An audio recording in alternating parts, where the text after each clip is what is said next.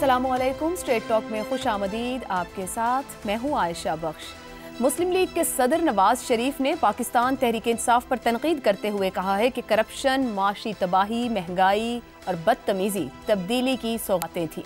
सियासत में गंद डालकर इसे तबाह किया गया। बदतहजीबी, बदतमीजी, बुग़्ज़ और इंतकाम को सियासत बना दिया गया। नवाज शरीफ इमरान खान की सियासत को लेकर बड़ा दावा कर रहे हैं। इस बात में कोई शक नहीं कि इमरान खान की तकरीरों में मुखालिफिन को ओए कहकर मुखातिब करना, सोशल मीडिया की तरफ से मुखालिफिन पर हर तरह के इल्ज़ामात और बुहतान तराशी की सियासत को PTI ने खूब परवान चढ़ाया। मगर क्या पाकिस्तान तहरीक इंसाफ के सियासी उभार से पहले पाकिस्तान में इस तरह की सौगातें नहीं थीं? पाकिस्तान के क़याम से भी पहले तहरीक पाकिस्तान के कई बड़े रहनुमाओं के लिए किस तरह की ज़बान इस्तेमाल की जाती थी? क्या पाकिस्तान बनने के बाद सिंध हुकूमत को करप्शन के इल्ज़ामात के तहत ही बरतरफ नहीं किया गया था? मुल्क बनने के 2 साल बाद ही परोडा का कानून मुतारिफ क्यों करवाया गया था? 1965 के सदारती इंतखाबात की मुहिम में मादरे मिल्लत के लिए किस तरह की ज़बान इस्तेमाल की जाती थी? भुट्टो दौर में कई सियासी मुखालिफिन के लिए किन इस्लाहात का इस्तेमाल किया जाता था? जबकि 90 की तो पूरी दहाई में किस किस सियासी मुखालिफ को सिक्योरिटी रिस्क, करप्शन, भारतीय एजेंट और कश्मीर का सौदा करने के इल्ज़ामात नहीं लगाए थे? क्या चार्टर ऑफ डेमोक्रेसी के बाद ही आसिफ जरदारी ने नहीं कहा था कि मौलवी नवाज शरीफ पीपल्स पार्टी को फौज से लड़ाना चाहते थे? क्या मेमो गेट को गद्दारी भी चार्टर ऑफ डेमोक्रेसी से पहले करार दिया गया था? जरदारी को लाहौर और लाड़काना की सड़कों पर घसीटने की तकरीरें कौन करता था? मोदी का यार, करप्शन का सरदार के नारे कब के हैं? ये नारे किसने लगाए? पाकिस्तान में बदतहजीबी, बदतमीजी, बुग़्ज़ और करप्शन के इल्ज़ामात की चंद मिसालें क्या इस सवाल को दिलचस्प नहीं बना रही कि क्या करप्शन, बदतमीजी, बदतहजीबी तब्दीली की ही सौगातें थी? इसी पर गुफ्तगू रहेगी कि क्या 2011 के बाद हमारे माशरे में हमें दिखाई देती हैं या फिर रवायात पुरानी हैं? पैनल में हमारे साथ हैं शहजाद चौधरी, ज़ैगम खान, रज़ा रूमी और इफ्तिखार अहमद साहब। प्रोग्राम का सवाल आप सभी के लिए। करप्शन, माशी तबाही, महंगाई और बदतमीजी तब्दीली की सौगातें। नवाज शरीफ, सौगातों में कितना हिस्सा तब्दीली से पहले का, कितना बाद का? शहजाद चौधरी साहब, माजी में जो कुछ होता रहा तब सोशल मीडिया नहीं था, तो जो बात और गुफ्तगू जहां होती थी वो अगर जलसे में है तो जलसे तक, और अगर अखबार में छपी है तो अखबार के पढ़ने वाले कारी तक रह जाती थी। अब सोशल मीडिया मौजूद है पिछली 1 दहाई से, तो कहा जा सकता है कि वसी हो गई बात, और बात एक जगह से चलती है तो हर घर और हर मोबाइल जिसके हाथ में उस तक पहुंच जाती है। अब ये फरमाइएगा, जिन सौगातों का जिक्र कर रहे हैं नवाज शरीफ, क्या कहा जाए ये तब्दीली के बाद की हैं या फिर माजी से चली आ रही हैं और अब परवान चढ़ गई हैं तेजी से? देखिए, बहुत सारी मिसालें तो आपने दे दी। मेरा नहीं ख्याल कि अब उस तारीख में जाने की जरूरत है। पाकिस्तान बनने के बाद से ही हमारे ये तमाम ऐसा खुल के सामने आना शुरू हो गए थे। लेकिन जब हम सियासत को एक इबादत समझते हैं, यानी इस नजरिए के तौर पे, तो सियासत को इबादत समझा जाता है ना। और क्यों समझा जाता है? क्योंकि ये पब्लिक सर्विस है, ये अवाम की खिदमत है। ये मकसद है सियासत का, पब्लिक सर्विस, अवामी खिदमत, जो कि इबादत के दर्जे में आती है। तो जो लोग इस रास्ते पे चलते हैं वो फिर इस वजह से बाकी तमाम लोगों से मुमताज होते हैं कि वो काम कर रहे हैं जो कि खुदा के बाद शायद जमीन पे जो इंपॉर्टेंट काम है, लोगों के अवाम का ख्याल करना, इसलिए उनकी इतना बड़ा दर्जा होता है। और इसीलिए जब उसमें छेद नजर आते हैं या होल्स नजर आते हैं तो सबसे बढ़ के उन्हीं की तनकीद भी की जाती है कि वहां पर जहां जहां मुश्किलात हैं। अच्छा, आज़ादी के बाद जो सफ़र शुरू हुआ, ये जो महाजरीन की सेटलमेंट का था और वो जो वक्त की प्रॉपर्टीज और इस किस्म का, फिर उसके बाद इनके दौर में, अयूब खान साहब के दौर में लाइसेंस राज आया। उस जमाने में लाइसेंस मिलना बहुत बड़ी बात होती थी। इंडस्ट्री लगा सकते थे, बाकी मामला लाइसेंस के थ्रू, तो वो सियासी तौर पे, रिश्वत के तौर पे इस्तेमाल करते थे। फिर उसके बाद जुल्फिकार अली भुट्टो साहब के जमाने में क्या हुआ कि परमिट्स दिए जाने लगे कि गैस की, फलाना, पेट्रोल पंप के लिए ये परमिट्स, उससे आप सियासी अपने मकासद हासिल करते थे। जुबान भी आहिस्ता आहिस्ता खुलनी शुरू हो गई जुल्फिकार अली भुट्टो साहब के जमाने में। और गो कि उस वक्त का माहौल और पाकिस्तान का जो मुहावरा था, पाकिस्तानियों का गुफ्तगू का मुहावरा, सियासत का मुहावरा, जो प्रिंट जर्नलिज्म के अंदर था, जो जुबान इस्तेमाल की जाती थी, वो ऐसी थी कि उसको कंट्रोल में रखा जा सकता था, और किया गया उस तरीके से। लेकिन इसमें कोई शक नहीं कि हमारा मुहावरा एज पाकिस्तानी, एज अ कौम, जब खराब हुआ है तो 2018 के बाद से ज्यादा खराब हुआ है। हमारे मुहावरे में जो गिरावट आई है वो 2018 के बाद से आई है। उसमें सोशल मीडिया का काम भी आप कह सकते हैं, उसमें वो एक एग्रेशन जो कि शो की गई 2018 या 17 या 16 में, उससे पहले के जो मामला थे, 14 समझ लीजिए, 14 के बाद से। तो ये वो जुबान थी, ये वो तरीके थे जिसकी वजह से पाकिस्तानियों का मुहावरा। अब आजकल बहुत सारी ऐसी चीजें, हमारी सियासी शख्सियात, हमारे एमएनएज, वो अल्फाज बोलते हैं जो कि हमारे मेन स्ट्रीम मीडिया में भी कभी कभार सामने आ जाते हैं, और सर शर्म से झुक जाता है जब उस किस्म के अल्फाज इस्तेमाल किए जाते हैं। उनको मजाक के तौर पर लिया जाता है, लेकिन हकीकतन कम से कम मेरा सर जरूर शर्म से झुकता है। तो जहां तक करप्शन का मामला है, ये तो हम पहले दिन से ही साथ लेके चले हैं, अब तो ये नॉर्मलाइज हो गया है। किसी ने ये सवाल किया कि जो 190 मिलियन पाउंड जिसका कितना बड़ा शोर है, ये पहुंचे कैसे वहां पे, ये किस तरीके से चले गए, या ये कि अब ये मनी लॉन्ड्रिंग एक एक्सेप्टेड चीज है, इससे कोई फर्क नहीं पड़ता। फिर पनामा पेपर्स का मामला आया, पनामा पेपर्स के बहुत सारे लोग थे, सिर्फ एक नवाज शरीफ नहीं, तो उसके ऊपर वो तब उसका मामला कहां तक पहुंचे, क्यों उनको हल नहीं किया गया। अशराफिया का वो एक ग्रोह बन गया जिसने कि एक दूसरे की तमाम इस किस्म की चीजों को आहिस्ता आहिस्ता, जिसे हमें कहते हैं कि अब सोशली एक्सेप्टेबल हो गई ये तमाम चीजें। आपके पास पैसा है, अगर आप पैसा नहीं बनाते तो आपको कहा जाता है आप बेवकूफ है। एक जमाना था जब आप रिश्वत, अगर आपको एक घर रिश्वत लेने वाला होता था, वहां रिश्ता कोई नहीं किया करता था। ये पाकिस्तानी की कहानी है, हमारे अपने जमाने की देखी हुई कहानी है। तो इस तरीके से ये मामलात, इतनी गिरावट, इखलाकी गिरावट आई, वो इखलाकियात जिसका बुनियाद असल में ताकत आप क्यों हासिल करना चाहते थे, इसलिए ताकि आप इखलाकी तौर पे एक खिदमत का मामला कर सकें, लेकिन ये चीजें नहीं हुई और वहां से वहां पहुंच गए। जहां तक बाकी आपकी दो चीजें हैं, माशी तबाही पॉलिसियों का और फील्ड पॉलिसीज का तसलसल है। हमने हमेशा ग्रोथ उस वक्त शुरू की जब हमें ग्रोथ जो थी ये इम्प्रोवाइज ग्रोथ थी, ये जेन्युइन हमारी ऑर्गेनिक ग्रोथ नहीं थी। हमने उस ग्रोथ की तरफ ध्यान नहीं दिया। जब हुई, जिस जमाने में हुई वो हमें नजर आता है 60s का जमाना ऐसा था, लेकिन उसके बाद गलती दर गलती दर गलती, जिसके ऊपर एक चीज और याद रखिए कि एक जमाना था 90 की दहाई के अंदर जब ये कहा गया कि अगर शरीफों का मुकाबला करना है तो आपको पैसा बनाना पड़ेगा। ये भी बात उस वक्त हुई, 10% की इस्तेलाह आई। तो कहने का मतलब है कि हमारी लीडरशिप जो है, जो कि मजबूरी तौर पर आज एग्जिस्ट करती है, ये गलतियां पॉलिसी के अंदर, अपनी सोच के अंदर, अपने जिसे कहते हैं कि रूल ऑफ लॉ ना होने की वजह से, अपने आप को एंटाइटल्ड समझते हुए, वो तमाम चीजें उन्होंने की जिसकी वजह से पाकिस्तानी मुआशरा आज वहां खड़ा है, जिसकी वजह से आपको ये सवाल करना पड़ गया। शहजाद साहब, मैं मुख्तसरन इसे कह सकती हूँ कि गलत रवायात को, चाहे वो करप्शन थी, चाहे हमारी पॉलिसीज में तसलसल नहीं, बदतमीजी बदतहजीबी, हमारी इसी पॉलिटिकल लॉट ने परवान भी चढ़ाया, डिस्करेज करने के बजाय इसको आगे जाने का रास्ता बनाया। कहूंगा कि देखिए, मुआशी तबाही जो है ना, उसको पॉलिसीज के साथ आज भी हम रिकवर कर सकते हैं, लेकिन ये जो इखलाकी गिरावट है जो हमारे मुआशरे में है, जो हमारे मुहावरे में है, जो हमारे सियासी मुहावरे में है, इसके लिए तो अब जैसे पूरे के पूरे मुआशरे को तब्दील करना पड़ेगा। ये एहसास होना कि असल में ये कोई बुरी चीज है, ये जुबान जो हम इस्तेमाल करते हैं ये बुरी है, इसके लिए तो पता नहीं एक होलसेल चेंज है जो कि ऑब्वियसली इन 25 करोड़ आवाम के अंदर तो मुमकिन नहीं है। अब तो बच्चा बच्चा समझता है कि ये जुबान अगर बोली जाएगी घरों के अंदर भी और गलियों के अंदर भी तो बिल्कुल बदतमीजी जो है ना, बदतमीजी का आंसर ये हम सब के अंदर बहुत ज्यादा बढ़ चुका है, फ्रस्ट्रेशन की वजह से, बाकी मामला की वजह से। और मेरा ख्याल है कि लीडरशिप को कहीं ना कहीं पे कोई अच्छा सा एक ऐसा लीडर एक दो आने चाहिए, मिराज खालिद साहब जैसे, या हमारे जो वजीर आजम थे जिनको बदकिस्मती से ज़ियाउल हक साहब ने उतार दिया, यानी इस किस्म के, यानी वो लोग जो कि एक नफीस लोग और अच्छी तबीयत और अच्छी आदत वाले अगर लीडरशिप में आए तो शायद पाकिस्तान के मामला बेहतर हो सकते हैं। इफ्तिखार साहब, पीटीआई ने सियासत में इल्जामात, बदतमीजी और बदतहजीबी की रवायात को फरोग दिया, इसमें कोई दो राय नहीं है कि चीज़ें बहुत तेज़ी से आगे बढ़ी और हाथ से, जिस बात को बार बार शहजाद साहब इखलाकी गिरावट कह रहे हैं, वो तेज़ी से आपको माशरे के हाथ से अखलाकियात जाते दिखाई दिए। मगर इस रवायत को परवान चढ़ाने में नून लीग और पीपल्स पार्टी का भी क्या किरदार नहीं रहा? अगर वो चीज़ें होती ना 90 की दिहाई में जिस तरह की गुफ्तगू होती रही, या फिर 2008, 9, 10 ऑनवर्ड्स हम देखते रहे, जिस तरह माजी के सियासतदान करते रहे, कुछ चीज़ें एक्सेप्टेबल कर दी कि बाद के लोगों ने उन्हीं को उठाकर और आगे तक ले गए। नहीं, मैं नहीं इत्तेफाक करता आपके इस फ़िलासफ़ी से। मैं इत्तेफाक करता हूँ शहजाद साहब की फ़िलासफ़ी से कि 2018 के बाद जो गिरावट आई है इसका तो कोई कंपैरिजन है ही नहीं। मैं मानता हूँ कि माजी में जिसका हवाला आप दे रही हैं कि पीपल्स पार्टी और पाकिस्तान मुस्लिम लीग नून के दरमियान भी जब इख्तलाफ का इजहार किया गया तो उसमें कुछ ऐसे लफ्ज़ भी इस्तेमाल हुए जो असूली तौर पे इस्तेमाल नहीं एक दूसरे के ख़िलाफ़ करने चाहिए थे। इत्तेफाक करता हूँ मैं इस बात से, लेकिन शहजाद साहब ने जो बात कही है बड़ी इम्पॉर्टेंट है। आज हम वहाँ पहुँच गए हैं कि जिससे वापसी की उम्मीद वाकई मुझे भी नहीं नज़र आ रही कि कि कब तक मुमकिन होगा। हमारा आगाज़ ही गाली से हो रहा है। जब आप गाली से आगाज़ करेंगे, लॉजिक तो फिर गई ना।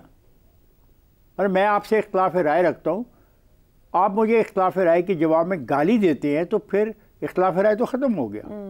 तो ये जो गिरावट पैदा हुई है, इसके बारे में बिल्कुल ये सही है कि मोहम्मद खान जुनेजो जैसा कोई हो या मलिक मराज खालिद जैसा कोई आदमी हो तो उससे कोई सीख ले। लेकिन मैं तो इस समाज में, इस ढांचे में ना कोई मलिक मराज खालिद देखता हूँ, ना मोहम्मद खान को जुनेजो देखता हूँ। कत्ल कलामी की माजरत, अभी जो आपने और शहजाद साहब ने बात की, क्या 4 साल या 5 साल इतनी भारी हो गए कि माशरे की पूरी बुनियाद में अखलाकियात नहीं थी कि सब कुछ खत्म हो गया? हुआ है 70 की दहाई में उस वक्त के इलेक्शन के वक्त पे फतवे दिए गए सियासी जमातों को, फतवे भी बड़े सख्त दिए गए।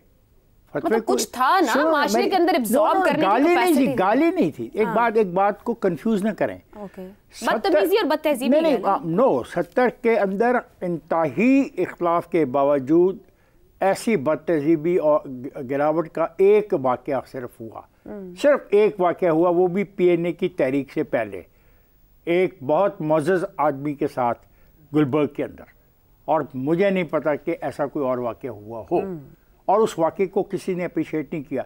फिर बेनज़ीर के ख़िलाफ़ एक बहुत घटिया हरकत की गई, तो उसको समाज ने और ढांचे ने पब्लिसाइज नहीं किया। पर उसकी वजह ये भी तो हो सकती है कि बात महदूद रहती थी, या तो अखबार में छपेगी, अखबार कंट्रोल था, गलत एडिटोरियली देखते होंगे, या जलसे के लोग सुनते होंगे। हैंडबिल भी चलते थे, जहाज़ों से पर्चियां भी फेंकी जाती थी। ये इस बहस में ना जाओ। Do not try to justify ये जो आज हो रहा है।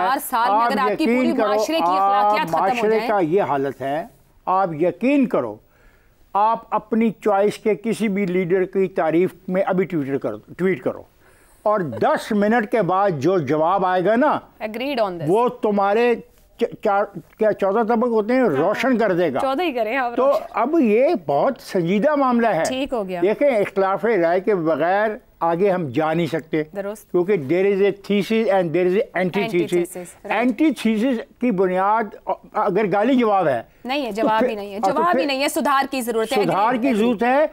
और ये सुधार कैसे आएगा? इन्हीं सियासतदानों को जिम्मेदारी लेनी होगी, इनमें से भी ये सब 70-72 के हो गए हैं माशाल्लाह। कुछ 70 का है, कुछ 72 का है। इस तरीके से नहीं, मेरी बात तो सुनो ना। आपने कहा ये सियासतदान तो 70-72 के हैं, ये तो बस अल्लाह को कभी जवाब देने के लिए चल पड़ेंगे। जो नौजवान नस्ल की क़यादत है, खा वो किसी सियासी पार्टी में भी है, उसको रोल प्ले करना पड़ेगा इंतहाई पॉजिटिव, ताकि ये जो गलाजत है इससे हम बाहर निकल सकें। ज़ैगम साहब, सियासत में बदतमीजी एक तरफ, करप्शन को कैसे तब्दीली की सौगात करार दिया जा सकता है? क़याम पाकिस्तान के साथ ही करप्शन के नाम पर हुकूमतें बरतरफ होती रहीं, लीडर्स एब्डो प्रोडा के नीचे आते रहे, फिर एहतसाब पहले इंतखाब बाद के नारे रहे, खुद नवाज शरीफ करप्शन पर बरतरफ हुए, बेनज़ीर जरदारी को करप्ट साबित करने में नून लीग का किरदार रहा, तो फिर किस तरह कहा जा सकता है करप्शन भी इसी तब्दीली की सौगात है? पहली बात है, नवाज शरीफ करप्शन पे बरतरफ नहीं हुए, ये करेक्शन कर ली जाए तारीखी तौर पे। चले जी ज़ैगम साहब, 93 में सर करप्शन पे ही थे। ये गुलाम इसाक खान साहब ने इजाजत है, हुकूमत तो गई थी। जी ज़ैगम साहब, अच्छा ठीक, जी ज़ैगम साहब। देखिए, ये निस्फ सदी का किस्सा है, ये 4 बरस की बात नहीं। आपने जो चीज़ें उठाए हैं, माशी तबाही, करप्शन, महंगाई, बदतमीज़ी, ये तमाम चीज़ें पाकिस्तान की अशराफिया की सौगात हैं। और जितनी देर कोई ताकत में रहा है, उतना ही वो इसका जिम्मेदार है। अगर PTI 10 से 20% जिम्मेदार है, तो बाकी जो पावर होल्डर्स हैं वो 80 से 90% इसके जिम्मेदार हैं। अब देखिए, ये माशी मॉडल जो माशी तबाही लाया है, ये ज़ियाउल हक साहब का मॉडल है, और इसके सबसे बड़े परचम बरदार मियाँ नवाज शरीफ साहब हैं।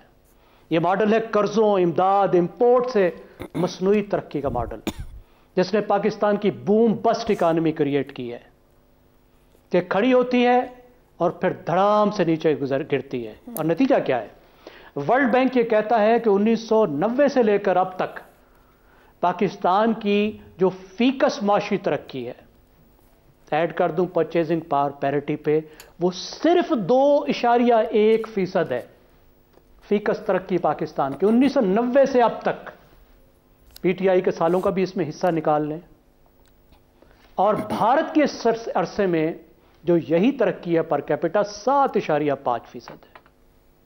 आप अंदाजा लगाइए, ये 35 साल बनते हैं कि एक मुल्क 7.5% के हिसाब से ग्रो कर रहा है, एक 2% के हिसाब से ग्रो कर रहा है। बांग्लादेश से भी हम पीछे रह गए। तो ये 1990 से अब तक की बात है, अभी की बात नहीं है। और मियां साहब फरमांदे ने अगर 2013 से शुरू होने वाला तरक्की का सफर जारी रहता तो आज IMF की जरूरत होती ना बैरूनी इमदाद की। मियां साहब केड़ा तरक्की का सफर?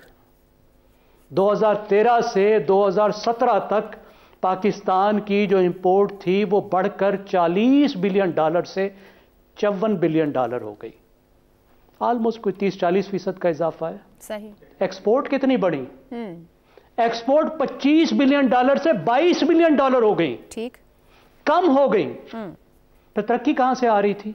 ग्रोथ कहां से आ रही थी? उधारों से इमदाद थे। नतीजा क्या निकला? 2018 में हांडी फूटी, धड़ाम से मईशत गिरी और $20 बिलियन का करंट अकाउंट डेफिसिट हुआ। उसके बाद IMF के पास जाने के अलावा भी कोई चारा नहीं था। ठीक हो गया। यही कुछ पीटीआई ने किया। 2021-2022 में पीटीआई भी उसी तरह का करंट अकाउंट डेफिसिट लाई, $18 बिलियन का। वो बिल्कुल ठीक है। देखिए, महंगाई इसी से जुड़ी हुई है। जब बस्ट होता है पाकिस्तान में तो महंगाई आती है, क्योंकि डॉलर की कीमत बढ़ती है, रुपया गिर जाता है। करप्शन का नैरेटिव है सबके पास। मुझे बताइए, किस पार्टी ने करप्शन को मसले के तौर पर, जो साइंसी तरीका करप्शन को ठीक करने का, जिसको ट्रांसपेरेंसी कहते हैं, ट्रांसपेरेंसी लाने के लिए कौन सी हुकूमत ने इकदाम किए? किसी ने नहीं किया। ठीक हो गया। एक मुझे गिनवा दीजिए जिसने संजीदा, किसने इंटीग्रिटी लाने की कोशिश की? इसी सवाल को लेकर बदतमीजी पर आखिरी बात, बदतमीजी जी, मैं आखिरी बात बदतमीजी पर भी मुझे ऐड करने दीजिए। एक मियां नवाज शरीफ साहब के लाडले वजीर हुआ करते थे, उनका नाम था शेख रशीद।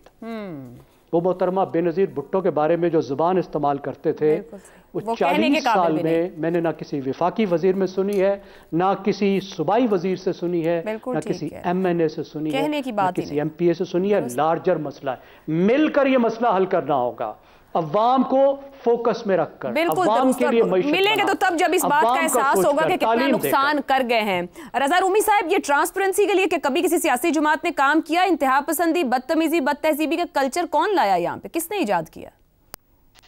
शुक्रिया आयशा। जो हमारे बाकी मोअज़्ज़ज़ साथी हैं, उन्होंने तकरीबन सारे ही जो अवामिल हैं उनका अहाता कर ली है, इसलिए अब इसमें कोई नई बात कहना जरा मुश्किल होगा। मगर देखिए, मैं सिर्फ इसमें एक चीज का इजाफा ये करना चाहता हूं कि ये बात दुरुस्त है कि अभी हम सियासतदानों को इल्जाम दे रहे हैं, और खुसूसन पाकिस्तान तहरीक इंसाफ का जो और उनके लीडर बानी जो हैं, उनका जो रवैया रहा है अपने सियासी मुखालिफिन के बारे में, वो एक बहुत बड़ी तहरीक उसने दी है उनके नौजवान सपोर्टर्स को उसी तरह की जबान इस्तेमाल करने के लिए। मगर ये नहीं भूलना चाहिए कि ये एक, इसमें जो गैर सियासी कुव्वतें हैं उनका क्या रोल है।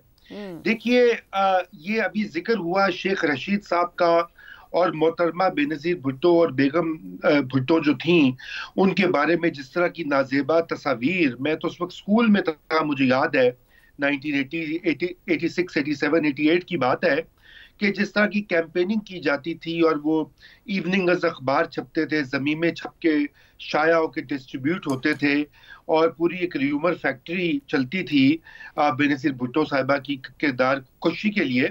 तो वो करवाने वाले कौन थे? क्या अगर हम ये कहेंगे कि नवाज शरीफ करवाने, तो ये तो बहुत ही सादा लो और सिंपलिस्टिक बात होगी।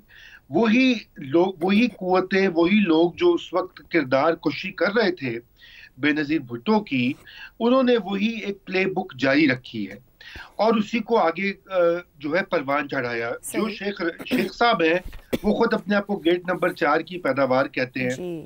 पहले वो बड़े मुतमद थे इनके नवाज शरीफ के, फिर बाद में वो जो है काफ लीग के साथ चले गए, फिर वो इमरान खान के साथ चले गए, और उनकी माशाल्लाह जो जबान है, सियासी जो लहजा, लबो लहजा है, वो बदस्तूर वही रहा है इन तमाम दहाइयों में। अब तो मेरे भी बाल सफेद, और वो लाडले वजीर रहे सबके लाडले वजीर, ये देख देख कर और सुन सुन कर। दुरुस्त हो गया। अच्छा, और फिर आप ये देखिए कि जो हालिया 2018 का जिक्र किया शहजाद साहब ने, बाकी इफ्तिखार साहब ने, बिल्कुल सही, मैं इत्तेफाक करता हूं।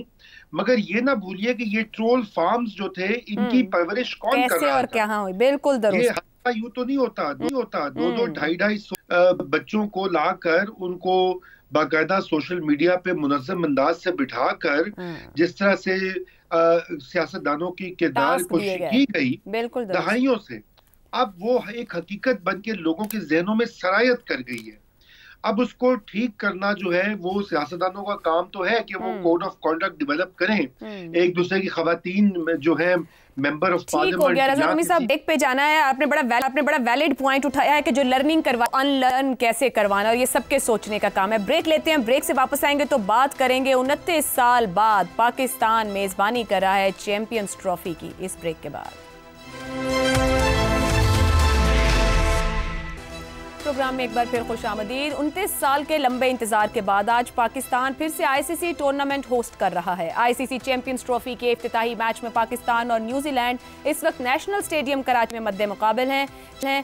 चैंपियंस ट्रॉफी में मेजबान पाकिस्तान समेत 8 टीमें शरीक हैं। आखिरी बार पाकिस्तान ने 1996 में वर्ल्ड कप की मेजबानी की थी, जिसके बाद सिक्योरिटी वजूहात की बिना पर पाकिस्तान में टूर्नामेंट मुनक़िद नहीं हो सका।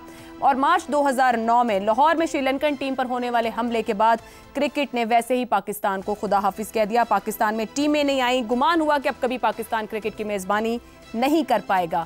मगर गुजरे 16 साल में पाकिस्तान ने हर कोशिश की और हर दरवाज़ा खटखटाया, हर तरह के नशेबो फराज का सामना किया और बिल आखिर खेल के मैदानों को फिर से आबाद किया पाकिस्तान सुपर लीग के जरिए। और अब तकरीबन दुनिया से तमाम ही टीमें पाकिस्तान में क्रिकेट खेलने के लिए आ रही हैं। और सबसे बड़ी और अहम बात, इस बार आईसीसी चैंपियंस ट्रॉफी की मेज़बानी पाकिस्तान कर रहा है।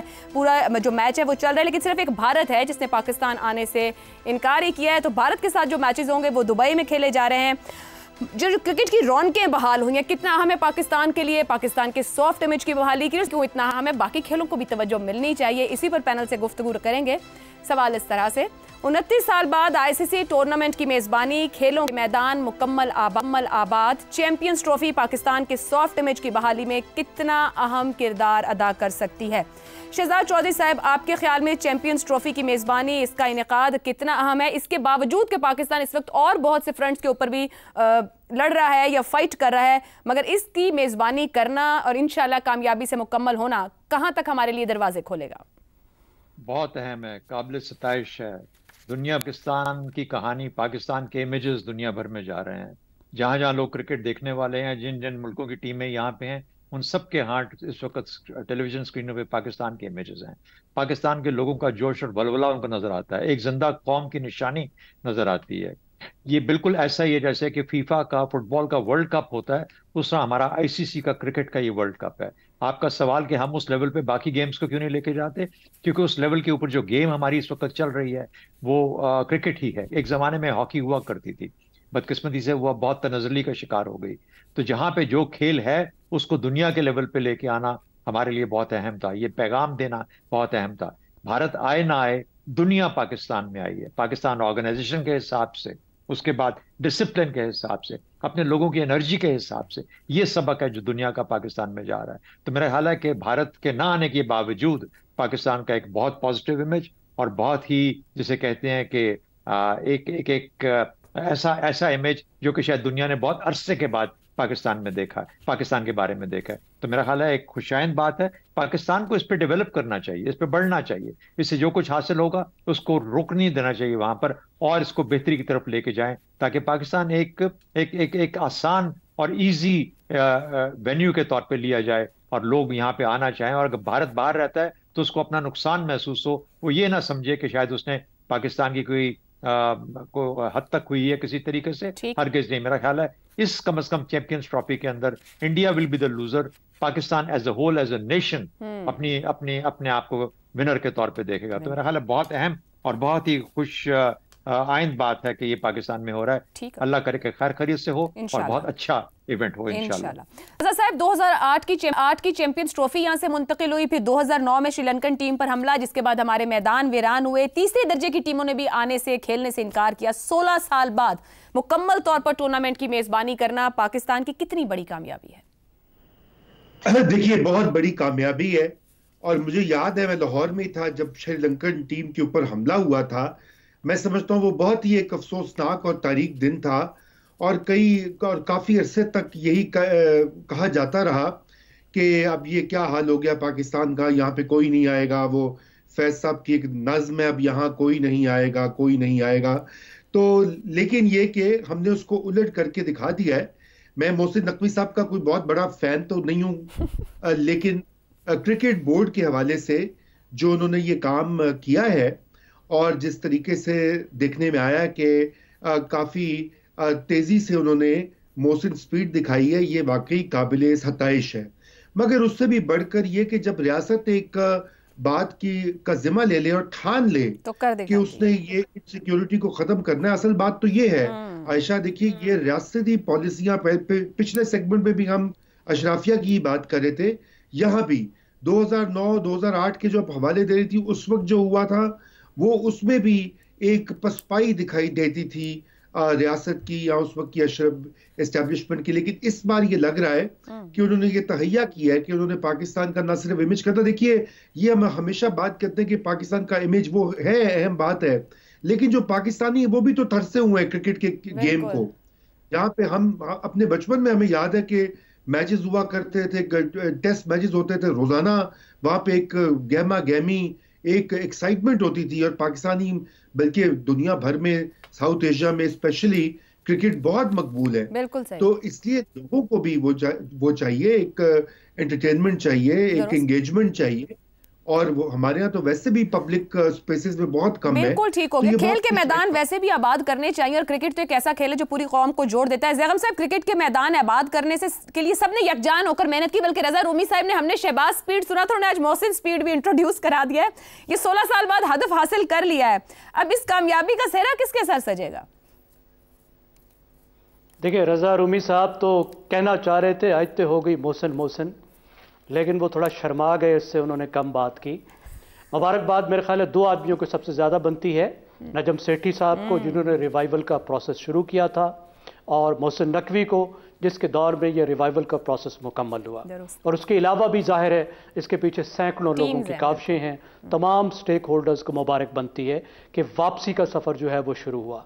देखिए, सरसे में हमारा बहुत नुकसान हुआ, हमारे ग्लोबल इमेज का नुकसान हुआ, हमारी टूरिज़म का नुकसान हुआ जो क्रिकेट से जुड़ी होती है। पीसीबी की आमदनी कम हुई जिसकी वजह से क्रिकेट पर वो खर्च नहीं कर सका। शायकीन का बहुत बड़ा नुकसान था कि इतने अरसे में वो बैनुल अक़वामी मैच नहीं देख सके, नौजवान क्रिकेटर वो मैच नहीं देख सके जो उनको इंस्पिरेशन देता है और अच्छा क्रिकेटर बनाने में मदद करता है। फिर हमारे खिलाड़ी, आप तसव्वुर कीजिए 16 साल उनको होम ग्राउंड का एडवांटेज नहीं मिला, उन्होंने दूसरों की ग्राउंड्स पर खेला है, परफॉर्मेंस पर कितना असर पड़ा होगा। तो सिक्योरिटी की इन लोगों ने रीअश्योरेंस दी, बायलैटरल मैचेस कराए, पाकिस्तान सुपर लीग कराई। तो आज का खुशी का दिन है, सबको मुबारकबाद देनी बनती है, और उम्मीद रखनी चाहिए और कोशिश करनी चाहिए कि यहाँ से हम आगे की तरफ जाएं। उम्मीद रखनी चाहिए, और हम क्योंकि 2017 की चैंपियंस ट्रॉफी जीते हुए हैं तो हम डिफेंड भी कर रहे हैं इस टाइटल को इस वक्त। इफ्तिखार साहब, क्रिकेट डिप्लोमेसी ने बड़ा अहम किरदार अदा किया माजी में, क्या कुछ ऐसा हो सकता है अभी भी आने वाले कुछ दिनों में या इस मैच के ट्रॉफी के एंड तक जाते जाते कि पाकिस्तान भारत में कोई क्रिकेट डिप्लोमेसी जैसा काम भी हो जाए? देखो, एक तो बात है कि हमने जिसकी डिबेट शुरू हुई और हमें लगता था कि ये मैचेस पाकिस्तान में हो सकते ही नहीं, लेकिन शाबाश जाती है इस पूरी की पूरी इंतज़ामिया को कि उन्होंने कोई ऐसा गैर ज़िम्मेदाराना बयान नहीं दिया जिससे मामला ख़राब हो जाता, बल्कि उन्होंने इंतहाई ज़िम्मेदारी के साथ सारी सूरत हाल को मुकाबला किया, जिसके नतीजे में आज आप कराची के अंदर मैच देख रहे हैं, और ये एक बहुत अच्छा वाक़या है। Credit will go to Najam Sethi and Mohsin also, और मोहसिन को इसलिए जाएगा कि मोहसिन ने एक स्टेडियम गिरा के उस स्टेडियम को दोबारा बनवा भी दिया, कि कमाल की बात है। अब इस स्पीड को अल्लाह जाने कौन क्या कहेगा। एक है खेल के मैदान हैं, आपको अच्छे लगते, मुझे हॉर्स एंड कैटल शो का भी बड़ी खुशी हुई, वो भी कितने सालों के बाद वहाँ पे जाके लोगों ने जाके एंजॉय किया। आज अगर आप हमारे बचपन में वैसे हुआ करते थे, पीटीवी पे दिखाया, आप हमारे शहर में जाके देखें, बहुत जगह पे फेस्टिवल हो रहे हैं, नुमाइशें हो रही हैं, मेले लगे हुए हैं। इस सारे पाकिस्तान में होने की ज़रूरत है, और मैसेज क्या बात जा रहा है कि ये एक ऐसी कौम है जो बदतरीन हालात में भी खुशियाँ समेटना जानती है और जो नफ़ी की सियासत है उसका मुकाबला कर सकती है। दुरुस्त हो गया जी। प्रोग्राम के आखिर में आके यही दुआ करेंगे, उम्मीद का इजहार करेंगे कि पाकिस्तान दिफा कर रहा है टाइटल का और पाकिस्तान एक बेहतर और अच्छे अंदाज में चैंपियंस ट्रॉफी के फाइनल तक जाए और अपने टाइटल का दिफा कर पाए। साथ आया मुल्क जहां से बहुत ही इस बार भी रेजिस्टेंस की गई, वो भी समझे कि खेल के मैदान आबाद हों तो मुआशरों को आगे जाने में और बेहतर हमसाये बन के रहने में मदद मिलती है। प्रोग्राम से इतना ही, इजाज़त दीजिए, अल्लाह हाफ़िज़।